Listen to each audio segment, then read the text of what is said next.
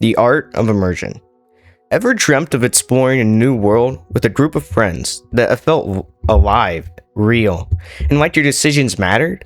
Exploring faraway lands filled with magic, where dragons roar and giants roam. Today we're discussing immersion and how it affects your D&D table and experience. What is the key to immersion? What is the magic rule or dice roll that brings your players into another world? I've learned over my years of playing D&D that there is no one magic thing. It's small things compiled together that make a big change. Plot. One of the most important things for immersion in your plot is your villain actively reacting to your players and making decisions because of them. If the villain is looking for a special magical artifact and they need info on where to find it, your players might get a book with the info they need. This would obviously mess up your villain's plan, but instead of just trying to find another book with the info, they could try and steal the book, or get the book back from the players. The second way of action is a lot better because it interacts with your players more directly, instead of just ignoring them and trying to do something else. Another great way to make your plot more interactive and immersive is to make so your players, or even your villain's actions, bring another factor or faction into the plot. For example, if your players steal a magical item to stop the villain from advancing their plans, but this magical item belonged to a very powerful mercenary group, and it was really important to them, this mercenary group is now going to be hunting your players to get this item back, even though your players needed to stop the villain. You can introduce a faction from any action your players or villains make, but it has to be a good reason for them to be introduced, and you need to do it very sparingly. If you do it too much, it'll lose its impact and your plot will become way too complicated. Since we just discussed introducing factions, we'll talk about their importance. By having factions outside of your villain or players is very important, because it shows the world reacting to your players and villains. You don't even have to introduce them later into the story. They can be there from the very beginning. And while we've talked about introducing factions, we need to talk about factions leaving the plot.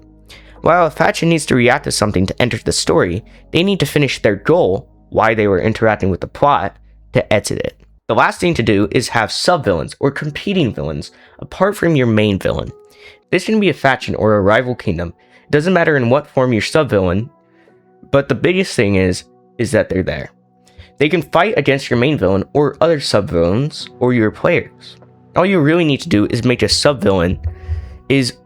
a regular villain like you normally would, but make them less powerful and influential to the plot.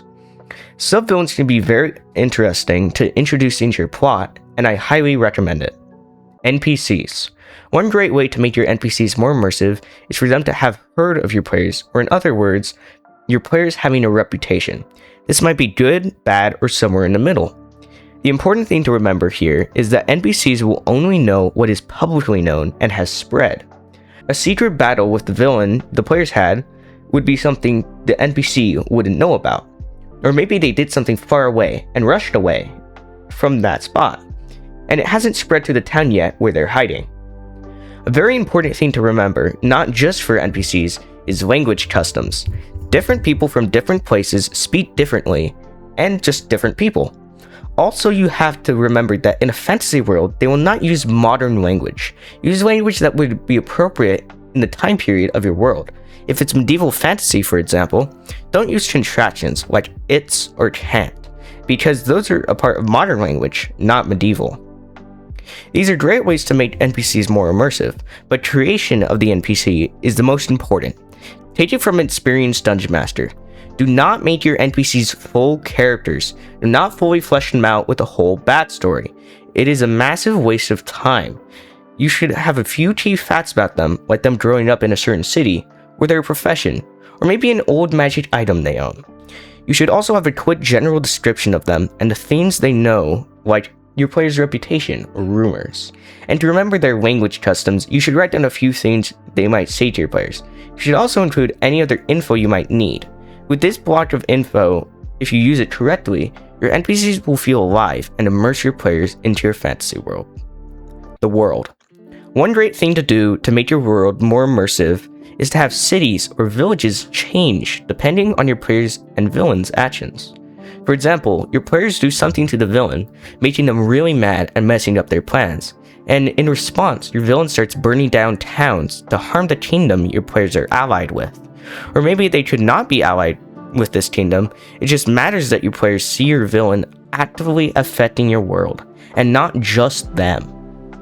I don't have much else to say about making your fantasy world more immersive. Simply, it should just be reacting to your players or your villains, or moving on without them like normal.